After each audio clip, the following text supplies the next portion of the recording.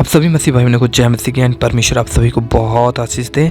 आइए आज इस वीडियो में हम एक ऐसे ही टॉपिक पे बात करने जा रहे हैं और ये बहुत ही ज़्यादा सीरियस टॉपिक है एंड आपको इस वीडियो को पूरा ज़रूर देखना है, क्योंकि अगर आप इस वीडियो को नहीं देखते हैं कहीं ना कहीं आप एक समय हो सकता है आपके साथ भी ऐसा हो और आप भी परमेश्वर के सच्चे वचन से दूर हो जाएँ और कोई ना कोई आपको गुमराह करे एंड आप फंस जाएँ। तो प्लीज़ मैं चाहता हूँ कि आप इस वीडियो को पूरा ज़रूर देख के जाइएगा, ताकि आप झूठी शिक्षाओं से, गलत लोगों से, गलत भविष्य वक्ताओं से, जो कि इस पृथ्वी पर अभी इतने ज़्यादा हो चुके हैं हम सोच भी नहीं सकते, कदम कदम पे हमें इतना सतर्क होकर चलने की ज़रूरत है।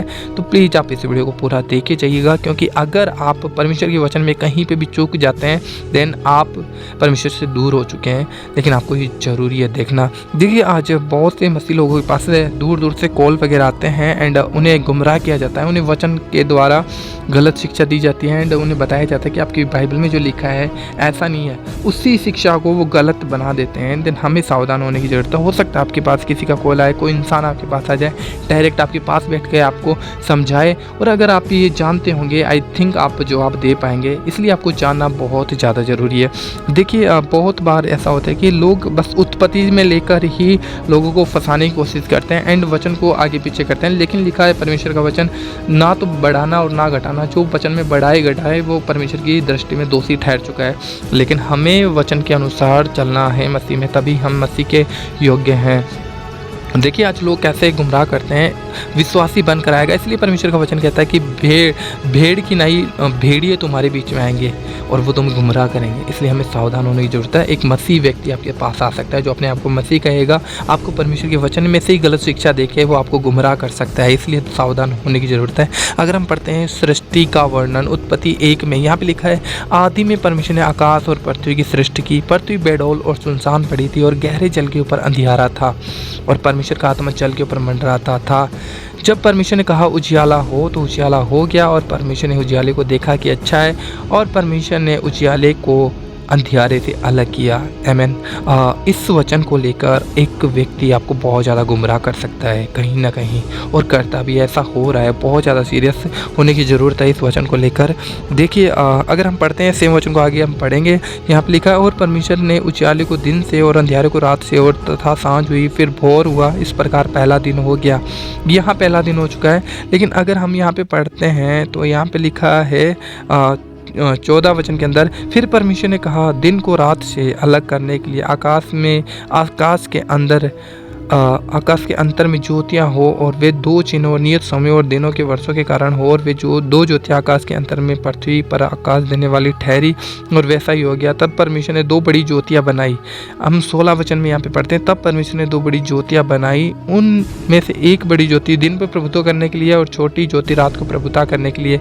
एंड छोटी ज्योति कौन है? चांद, और बड़ी ज्योति है यहाँ पे सूरज। और इसी शिक्षा को यहाँ पे हम पढ़ते हैं, और यहाँ पे लिखा है बनाया यहाँ पे, और आकाश के अंदर रखा तो प्रकाश दे, और तथा और दिन रात प्रभुता करें, और उजियाले को इस कदर देखा सांझ हुई फिर भोर, इस प्रकार चौथा दिन हो गया। मतलब चौथे दिन परमेश्वर ने क्या बनाया? चौथे दिन परमेश्वर ने चांद और सूरज को बनाया।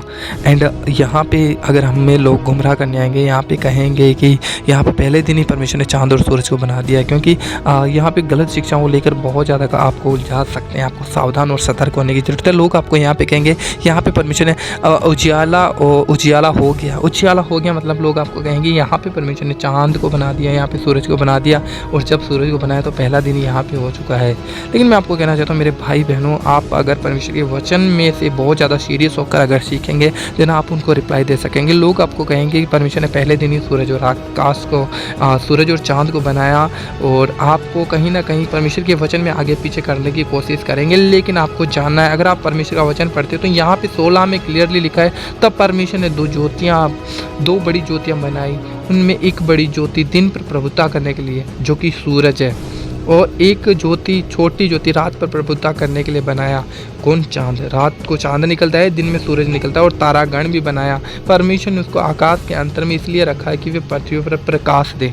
तो यहाँ पे आप समझ सके पृथ्वी पर प्रकाश देने के लिए यहाँ पे चौथे दिन और तथा दिन और रात प्रभुता करने अज्याले को देखा और अलग किया, इस प्रकार देखा, सांझ हुई। और फिर चौथा दिन, यहाँ पे चौथा दिन तब हुआ जिस दिन प्रभु यीशु, यहाँ पे परमेश्वर ने यहाँ पे सूरज और चांद को बनाया, तारागण को चौथे दिन बनाया। लेकिन लोग आपको यहाँ पे गुमराह करेंगे और कहेंगे कि यहाँ पे पहले दिन ही परमेश्वर ने सूरज बना दिया।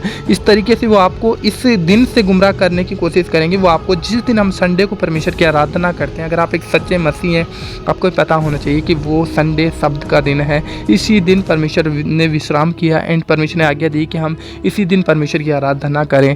देन इसी दिन को आपको गुमराह करने के लिए वो आपको कहीं ना कहीं उलझा कर, आगे पीछे करके वो एक ऐसा दिन डिसाइड करेंगे जिस दिन को वो विश्राम दिन बताएंगे। लेकिन परमेश्वर का वचन हमें यह कहता है कि जो कोई विश्राम दिन को पवित्र करके ना माने उन्हें मतलब सजा दी जाए। मैं आपको कहना चाहता हूँ, इसलिए कहीं ना कहीं एक डेविल की स्पिरिट, शैतान की आत्मा जो लोगों के अंदर कार्य करती है, वो अपने आप को मसीह बताते हैं एंड लोगों को गुमराह करने के लिए, फंसाने के लिए वो मसीह बनकर आते हैं। एंड कहीं ना कहीं उनके अंदर जो स्पिरिट काम करती है, जो आत्मा काम करती है, वो परमेश्वर का आत्मा नहीं परंतु कहीं ना कहीं डेविल का आत्मा है। और वो आपको परमेश्वर के वचन में आगे पीछे करके आपको गुमराह करने के लिए वो आपको तरह तरह के वचन आपको दिखाएंगे एंड आपको कन्फर्म कर देंगे, आपको श्योर कर देंगे कि ऐसा ही है। लेकिन परमेश्वर का वचन हमें जो एक्चुअली कहता है, आप इन शिक्षाओं को अगर नहीं अच्छी तरीके से जानते हैं, आप गुमराह हो जाएंगे, आप फंस जाएंगे एंड कहीं ना कहीं आप परमेश्वर के वचन से ही दूर हो जाएंगे। लेकिन यहाँ पे परमेश्वर का वचन कहता है कि परमेश्वर अपने वचन के अंदर वास करता है एंड जब आप सच्चे वचन से ही दूर हो गए तो कहीं ना कहीं आप परमेश्वर के वचन से दूर हो चुके हैं। इसलिए आपको बहुत ज़्यादा सतर्क रहना है, परमेश्वर के वचन में से आपको सीखना है एंड जब आप सीखेंगे, आप जानेंगे, सच्चाई आपको पता होना चाहिए। क्योंकि अगर आप सच्चाई को नहीं जानेंगे, अगर आप ऐसे मसीह हैं जो आप सच्चाई को नहीं जानते, आपको गुमराह करने के लिए लोग आएंगे, आप भ्रमित हो जाएंगे, आप गुमराह हो जाएंगे। लेकिन अगर आप परमेश्वर का वचन पढ़ते हैं, सच्चाई से आप जानते हैं, परमेश्वर की आत्मा की अगुवाई में चलने वाले इंसान है, आप क्लियरली वचन में से उसे सामने वाले को भी जवाब दे सकते हैं। लेकिन एक मसीह जो अपने आप को मसीह कहता है और परमेश्वर का वचन नहीं पढ़ता, आराधना प्रार्थना नहीं करता, परमेश्वर की उपस्थिति में नहीं रहता, एक समय वो बस भटक जाता है। क्योंकि जो गलत शिक्षा है, लिखा है परमेश्वर के वचन में भी, अगर हम मत्ती में पढ़ते हैं, मेरे नाम से लोग तुम्हें गुमराह करेंगे, बहुत से झूठे भविष्यवक्ता उठ खड़े होंगे जो मेरे नाम से तुम्हें गुमराह करेंगे। बहुत से झूठे जो अपने आप को मसीह तो कहेंगे, जो भेड़ की भेष में होंगे लेकिन असल में वो भेड़िए होंगे और परमेश्वर के वचन में से आपको भटकाने के लिए वो तरह तरह के वचन आपके सामने लेके आएंगे। यहाँ इसी बात को सिद्ध करने के लिए मैं आपको बता सकता हूँ, जब प्रभु यीशु मसीह 40 दिन के उपवास में थे तो शैतान वचन को ही लेकर प्रभु यीशु मसीह के पास आया और वचन के द्वारा ही प्रभु यीशु मसीह को गिराने के लिए वो आया। लेकिन प्रभु यीशु मसीह वचन को जानते थे, इसलिए उसने वचन के द्वारा ही शैतान को हराया। लेकिन मैं आपको बताना चाहता हूँ यहाँ पर, अगर आप वचन को अच्छे तरीके से सच्चाई से जानते हैं, लेकिन आप जानते कि सच्ची शिक्षा यही है, यही परमेश्वर का वचन हमें कहता है, आप उसे वचन के द्वारा ही हरा सकेंगे। क्योंकि हम मसीह लोग, सामने हमसे कोई लड़ने आए तो हम लड़ नहीं सकते। वचन के द्वारा अगर हम लड़ेंगे तो सामने वाला शर्मिंदा होगा और वो जान लेगा कि सच में परमेश्वर का आत्मा हमें वास करता है।